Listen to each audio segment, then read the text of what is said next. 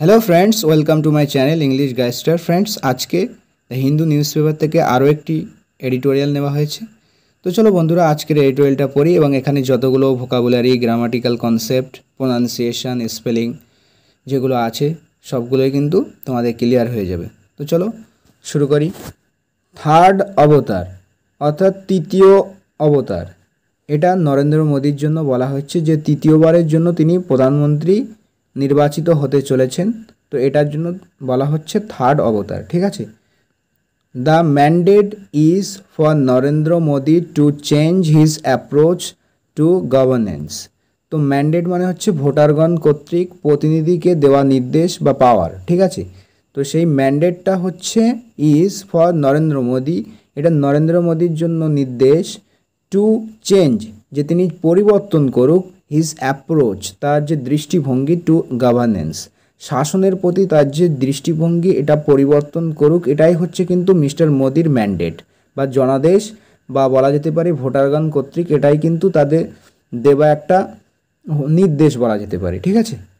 Elected the leader of the national Democratic alliance on June 7। তো June মাসের 7 তারিখে ইনি কিন্তু ইলেক্ট হয়েছেন, নির্বাচিত হয়েছেন কি হিসাবে? লিডার অফ দ্য এনডিএ বা ন্যাশনাল ডেমোক্রেটিক অ্যালায়েন্স। তো ন্যাশনাল ডেমোক্রেটিক অ্যালায়েন্স বা এনডিএর লিডার হিসাবে নির্বাচিত হয়ে Narendra Modi is set to become prime minister for a third consecutive term. তো Narendra Modi is set to, আচ্ছা সেট টু বলতে এখানে রেডি, ঠিক আছে। তো রেডি টু বিকাম, হওয়ার জন্য রেডি, কি হওয়ার জন্য রেডি? প্রাইম মিনিস্টার, প্রধানমন্ত্রী, for a third consecutive term, অর্থাৎ তৃতীয়বারের জন্য। কনজিকিউটিভ মানে পরপর, ঠিক আছে, বা ধারাবাহিক তৃতীয়বারের জন্য তিনি কিন্তু প্রধানমন্ত্রী হতে চলেছেন বা হওয়ার জন্য তিনি রেডি, ঠিক আছে। The swearing in, swearing in মানে শপথ গ্রহণ, is to be on June 9। তো শপথ গ্রহণটা কবে হবে? জুন মাসের 9 তারিখে সেটা কিন্তু হবে। ইজ টু বি এখানে ভবিষ্যতের কথা বলছে, হবে, ঠিক আছে। তো সোয়ারিং ইন বা শপথ গ্রহণ হবে জুন মাসের 9 তারিখে। Though the Bharatiya Janata Party fell short of a majority in the Lok Sabha. Though মানে হচ্ছে যদিও, যদিও ভারতীয় জনতা পার্টি বা বিজেপি ফল শর্ট অফ মানে কি বলতো? ফল শর্ট অফ মানে কোনো কিছুর যথেষ্ট না হওয়া বা কোনো কিছুর পূরণ করার জন্য যথেষ্ট না হওয়া। তো ফল শর্ট অফ এর সেকেন্ড ফর্ম ইউজ করা হয়েছে fell short of, fell short of a majority in the Lok Sabha. লোকসভাতে কিন্তু মেজরিটি পাওয়ার জন্য কিন্তু যথেষ্ট হয়নি, ঠিক আছে, মানে মেজরিটি পায়নি বিজেপি, ঠিক আছে, সিম্পল মেজরিটি পায়নি। The NDA appears well poised, well poised মানে ভালোভাবেই রেডি রয়েছে, ঠিক আছে। তো এনডিএ মানে ন্যাশনাল ডেমোক্রেটিক অ্যালায়েন্স, মানে বিজেপির সাথে অন্যান্য পার্টির যে জোট, সেটার কথা বলা হচ্ছে। সেই জোটটা অ্যাপিয়ার মানে প্রতীয়মান হয়, দেখে মনে হচ্ছে যে ওয়েল পয়েসড, একদম পুরোপুরি রেডি রয়েছে ফর দ্য থার্ড টার্ম, দ্বিতীয় টার্মের জন্য, বা শাসন বা গভর্নেন্সের ক্ষেত্রে দ্বিতীয় টার্মের জন্য একদম রেডি রয়েছে। ইন টার্মস অফ নাম্বারের ক্ষেত্রে, অর্থাৎ এখানে এমপিদের নাম্বারের কথা বলা হচ্ছে, যে এমপিদের নাম্বারের ক্ষেত্রে মানে যথেষ্ট এমপি রয়েছে, ঠিক আছে, মেজরিটি হওয়ার জন্য। And political compatibility among it's partner, ঠিক আছে, এর পার্টনারদের মধ্যে যে একটা পলিটিক্যাল যে একটা কম্প্যাটিবিলিটি রয়েছে, মানে হচ্ছে রাজনৈতিক দিক দিয়ে একটা সামঞ্জস্যতাপূর্ণ ব্যাপার রয়েছে, ঠিক আছে, সামঞ্জস্য রয়েছে বা মিল রয়েছে। এটা কিন্তু নাম্বারের ক্ষেত্রে হোক আর এই রাজনৈতিক সামঞ্জস্যতার দিক থেকে হোক, এর পার্টনারদের মধ্যে কিন্তু সব দিক থেকে এরা কিন্তু ওয়েল পয়েসড রয়েছে, পুরোপুরি মানে রেডি রয়েছে। কি partners were effusive in their praise for mister Modi. আচ্ছা, কি পার্টনার বলতে ইম্পর্টেন্ট পার্টনার বা মেন যারা পার্টনার রয়েছে, মূল যারা পার্টনার রয়েছে, ওয়ার ইফিউসিভ, তো ইফিউসিভ ছিল, তারা অ্যান্থুজিয়াস্টিক ছিল, ইন দেয়ার প্রেজ, তাদের প্রেজের ক্ষেত্রে, তাদের প্রশংসার ক্ষেত্রে, ফর মোদি, ঠিক আছে, মোদির জন্য বা মিস্টার মোদির জন্য তারা কিন্তু অ্যান্থুজিয়াস্টিক ছিল, যে কি পার্টনারগুলো ছিল তাদের জন্য। অ্যাট দ্য এনডিএ মিটিং, ওই এনডিএ মিটিংয়ে, হু ইন টার্ন, হু বলতে এখানে নরেন্দ্র মোদির কথা বলা হচ্ছে, যে যিনি, ইন টার্ন বলতে ইন রেসপন্স, ঠিক আছে। তো রেসপন্সে তিনি কি বলেন? Struck all the conciliatory notes. Strike আর নোট মানে হচ্ছে কি বলতো? Feeling or opinion about something, ঠিক আছে। To express a particular feeling or opinion about something, কোনো কিছু সম্পর্কে একটা ফিলিং বা ওপিনিয়ন ব্যক্ত করার নামই হচ্ছে স্ট্রাইক আর নোট। তো স্ট্রাইক অল দ্য কনসিলিয়েটরি নোট, কনসিলিয়েটরি মানে হচ্ছে যে ফ্রেন্ডলি, বন্ধুভাবাপন্ন বা খুবই প্যাসিফাইং, ঠিক আছে, প্যাসিফাইং কিন্তু তিনি মন্তব্য পেশ করেন, ঠিক আছে, প্যাসিফাইং মন্তব্য পেশ করেন মানে শান্তিপূর্ণ তিনি কথাবার্তা বলেন পরিবর্তে, ঠিক আছে, বা তার রেসপন্সে। He promise to strive for unanimity in all decision, বলছে তিনি প্রমিস করেছিলেন বা প্রতিজ্ঞাবদ্ধ হন টু স্ট্রাইভ ফর মানে কোনো কিছুর জন্য সংগ্রাম করা বা প্রচেষ্টা চালানো।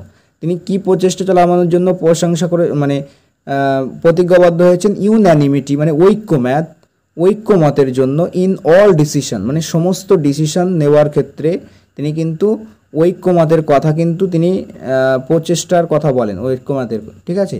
টেকেন বাই হিজ গভর্নমেন্ট, যেটা কিন্তু তার নেক্সট গভর্নমেন্ট মানে পরবর্তী যে গভর্নমেন্টটা তা নেবে যে ডিসিশনগুলো, সেটার ক্ষেত্রে তিনি ইউনানিমিটি বা ঐক্যমত থাকবে এটার জন্য প্রচেষ্টার কথা তিনি প্রতিজ্ঞা করেন। অ্যান্ড আন্ডারস্কোর্ড এবং তিনি জোর দেন কিসের উপর? কমিটমেন্ট, একটা কমিটমেন্টের উপর জোর দেন। কমিটমেন্ট হচ্ছে অঙ্গীকারের উপর জোর দেয়। সেই অঙ্গীকারটা কি? টু সার্ভ পান্তা সম্ভাবা, ঠিক আছে, সার্ভ পান্তা সম্ভাবা এর অর্থ কি? ইকুয়ালিটি অফ অল সেক্টস মানে সমস্ত সেক্টস যে সম্প্রদায় রয়েছে তাদের মধ্যে একটা সমতা, সেটার কমিটমেন্টে তিনি জোর দেয়, সার্ভ পান্তা সম্ভাবা, ঠিক আছে।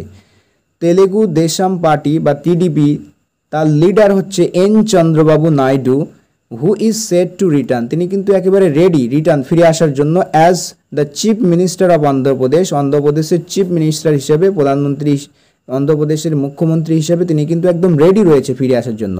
অ্যান্ড বিহার চিফ মিনিস্টার জনতা দল লিডার, ঠিক আছে, জনতা দল দ্য ইউনাইটেড লিডারের চিফ মানে লিডার এবং চিফ মিনিস্টার অফ বিহারের চিফ মিনিস্টার নীতিশ কুমার, ঠিক আছে, টু পার্টনার, সেটা দুজন পার্টনার মানে একজন নীতিশ কুমার আর একজন হচ্ছে Chandrababu N Naidu, as part of the prepoll alliance, এরা কিন্তু অংশ, কিসের অংশ?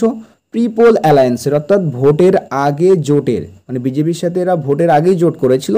এই যে দুজন partner that won the 2024 election, যারা জিতেছে কিন্তু 2024 সালের ইলেকশনটা, and with the largest number after the BJP, এবং বিজেপির পরে এদেরই কিন্তু সব থেকে বেশি নাম্বার রয়েছে মানে এমপিদের নাম্বার রয়েছে। তো এরা কিন্তু শোড নো অ্যাম্বিগুইটি, এরা কিন্তু কোনো রকম অস্পষ্টতা দেখায়নি, ঠিক আছে। In staying the course with the বিজেপির রাস্তায় থাকার ক্ষেত্রে এরা কিন্তু কোনো রকম অস্পষ্টতা দেখায়নি, অর্থাৎ এরা ঘোষণা করে দিয়েছে যে তারা বিজেপির সাথেই থাকবে। The alliance is of to a harmonious beginning, আচ্ছা, অ্যালায়েন্স এই যে জোটটা এটা কিন্তু স্টার্ট করে দিয়েছে, এখানে অফ বলতে স্টার্ট করে দিয়েছে, কি স্টার্ট করে দিয়েছে? একটা হারমোনিয়াস বিগিনিং, ঠিক আছে, সবাইকে নিয়ে একটা মিলে জুলে একটা থাকার ব্যাপারটাকে শুরু করে দিয়েছে, বা একটা বলতে পারি পজিটিভ একটা শুরু করেছে, ঠিক আছে। And it will require leadership, এবং এটা রিকোয়ার করবে, অর্থাৎ এর প্রয়োজন পড়বে কিসের? লিডারশিপের প্রয়োজন পড়বে, নেতৃত্ববৃন্দের, অ্যান্ড কম্প্রোমাইজ এবং নিজেদের মধ্যে একটা আপোষ মীমাংসার প্রয়োজন পড়বে বাই অল পার্টি, সমস্ত পার্টির দ্বারা, to keep it that way মানে ওই রাস্তায় রাখার জন্য, ঠিক আছে, মানে যেভাবে হারমোনিয়াস বিগিনিং শুরু হয়েছে সেই হারমোনিয়াস বিগিনিংটাকে চালু রাখার জন্য বা ধরে রাখার জন্য লিডারশিপ, ভালো লিডারশিপের প্রয়োজন এবং কম্প্রোমাইজের প্রয়োজন। While all partners declare their respect for the renewed mandate for mister Modi, while মানে যেখানে সমস্ত পার্টনার তারা ঘোষণা করেছে, তাদের রেসপেক্ট ঘোষণা করেছে বা তাদের সম্মান প্রদর্শন করেছেন for the renewed mandate for mister মোদির জন্য যে নতুন করে ম্যান্ডেট বা নির্দেশ ভোটারদের কর্তৃক, ঠিক আছে, তো এটার প্রতি কিন্তু সকলেই কিন্তু কি করেছে? সমস্ত পার্টনারই কিন্তু রেসপেক্ট তারা দেখিয়েছে।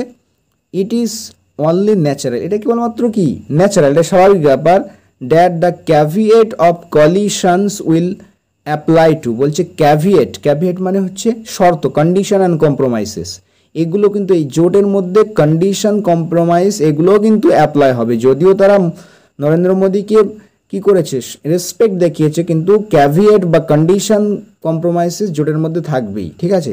The BJP's numbers are higher than its own under AB Vajpayee. আচ্ছা, বিজেপির যে নাম্বার অর্থাৎ এমপিদের যে নাম্বার এটা কিন্তু বেশি, বর্তমানে যে এমপিদের নাম্বার সেটা কিন্তু বেশি কার থেকে, দ্যান ইটস ওন, মানে এর নিজের যে এবি বাজপেয়ী অর্থাৎ অটল বিহারী বাজপেয়ীর অধীনে যখন সরকার ছিল তখন কিন্তু যে এমপিগুলো ছিল তার তুলনায় এখন কিন্তু নাম্বারটা বেশি রয়েছে। And of the Congress led UPA governments from 2004 থেকে 2014, ঠিক আছে, 2004 থেকে 2014 সালের, ঠিক আছে, যে কংগ্রেসের নেতৃত্বে যে ইউএপিএ গভর্নমেন্ট ছিল তার যে এমপি ছিল তার থেকেও বর্তমানে কিন্তু এমপির সংখ্যাটা বিজেপির বেশি রয়েছে, ঠিক আছে। মানে অটল বিহারী বাজপেয়ীর সময় যে বিজেপির এমপি যেমন ছিল এবং কংগ্রেসের সময় যে এমপি ছিল তার তুলনায় বর্তমানে তো বেশি রয়েছে, এটার কথাই বলা হচ্ছে। Unanimity on all issue is not easy, বলছে ঐক্যমত হওয়া, ইউন্যানিমিটি মানে ঐক্যমত, অন অল ইস্যু সমস্ত সমস্যার ব্যাপারে ঐক্যমত হওয়া ইজ নট ইজি, এটা কিন্তু সহজ নয়। বাট কনসালটেশন ক্যান বি, কিন্তু কনসালটেশন তো ইজি হতে পারে, মানে পরামর্শ তো ইজি হতে পারে। And those should go beyond, those বলতে এখানে এই ইস্যুগুলোর কথা বলা হচ্ছে, যে ওই সমস্ত ইস্যুগুলো should go beyond, go beyond মানে কারো বাইরে চলে যাওয়া।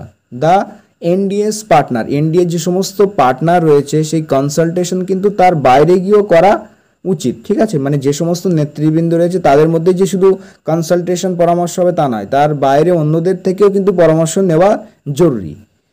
Mister Modi said, mister Modi বললেন, he looked forward, looked forward মানে সামনের দিকে কোনো কিছু এক্সপেক্ট রাখা, ঠিক আছে।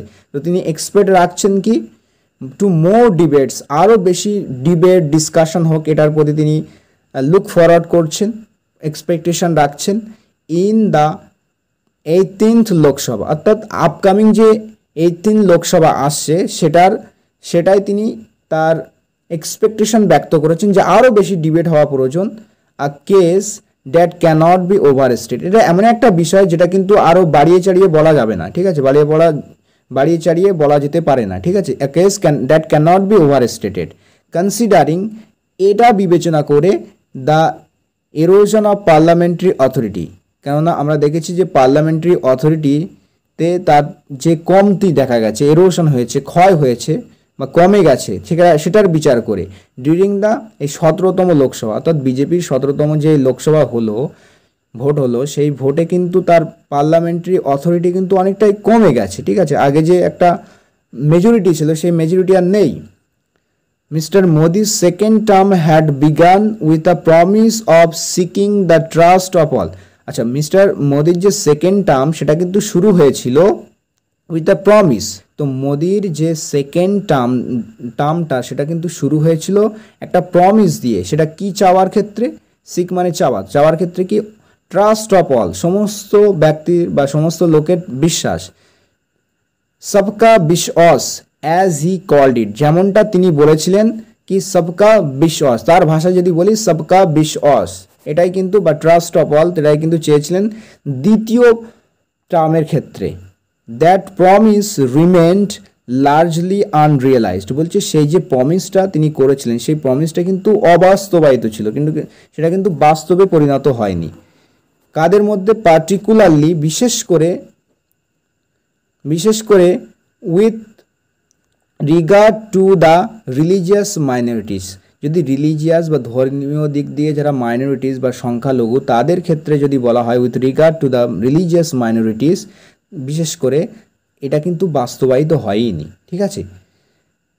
দেয়ার ওয়াজ নো নিউমেরিক্যাল রেস্ট্রেন্ট, বলছে দেয়ার ওয়াজ নো, ছিল না কোনো রকম নাম্বারের দিক থেকে, অর্থাৎ এমপিদের নাম্বারের ক্ষেত্রে কোনো রকম প্রতিবন্ধকতা বাঁধা ছিল না ডিউরিং দ্য সেকেন্ড টার্ম, দ্বিতীয় টার্মের সময় ফর মিস্টার মোদির জন্য দ্বিতীয় টার্মের ক্ষেত্রে বা দ্বিতীয় টার্মের সময় নাম্বারের দিক থেকে, অর্থাৎ এমপিদের নাম্বারের ক্ষেত্রে কোনো রকম রেস্ট্রেন্ট ছিল না, বাঁধা ছিল না, but during his third term, কিন্তু তৃতীয় টার্মের সময় হিজ গভর্নমেন্ট সার্ভাইভাল, কিন্তু তার এই যে সরকারের বেঁচে থাকা, সরকারের যে টিকে থাকা, উইল বি ডিপেন্ডেন্ট অন, এটা নির্ভর করবে কিসের উপরে, অন নন বিজেপি পার্টনার, বিজেপিদের বাইরে যে পার্টনার রয়েছে, অর্থাৎ বিজেপির যে পার্টনার রয়েছে, যে কোনো বিজেপি নয় আর অন্যান্য যে পার্টনার যেমন হচ্ছে টিডিপি, ঠিক আছে, বা নীতিশ কুমারের জেডিইউ, এই সমস্ত পার্টনারদের উপর কিন্তু তার নির্ভর করতে হবে। নেসেসিয়েটিং কম্প্রোমাইসেস, এটা কিন্তু জরুরি বানাচ্ছে কি, কম্প্রোমাইজকে জরুরি বানাচ্ছে, অর্থাৎ তাদের মধ্যে আপোষ তো মেনে নিতেই হবে, ঠিক আছে। The test of the Democratic spirit, অর্থাৎ গণতান্ত্রিক যে মূল্যবোধ, সেই মূল্যবোধের যে পরীক্ষা সেটা উইল বি হবে ইন কনসেনসাস বিল্ডিং, ঠিক আছে, মানে ঐক্যমত বিল্ডিংয়ের উপরই কিন্তু ডেমোক্রেটিক স্পিরিটের টেস্টটা হবে, ঠিক আছে। বিয়ন্ড দ্য রুলিং কোয়ালিশন, অর্থাৎ যারা রুল করছে, যে জোট রুল করছে তাদের বাইরে কিন্তু কনসেনসাস বিল্ডিং, মানে তাদের নিজেদের মধ্যে বা সেই গ্রুপের মধ্যে শুধুমাত্র কনসেনসাস বিল্ডিং হলে চলবে না, তার বাইরেও কিন্তু কনসেনসাস বিল্ডিং বা ঐক্যমত বিল্ডিং বা গড়ে তুলতে হবে, ঠিক আছে। The BJP despite the setback it faced in the general election in heartland স্ট্রংহোল্ড।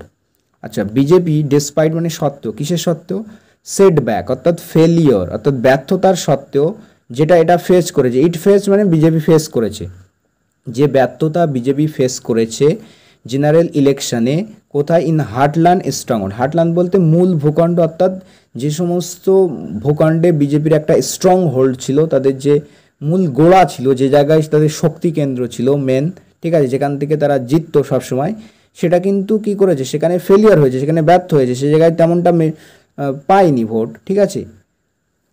তো তার সত্ত্বেও কিন্তু কি হয়েছে,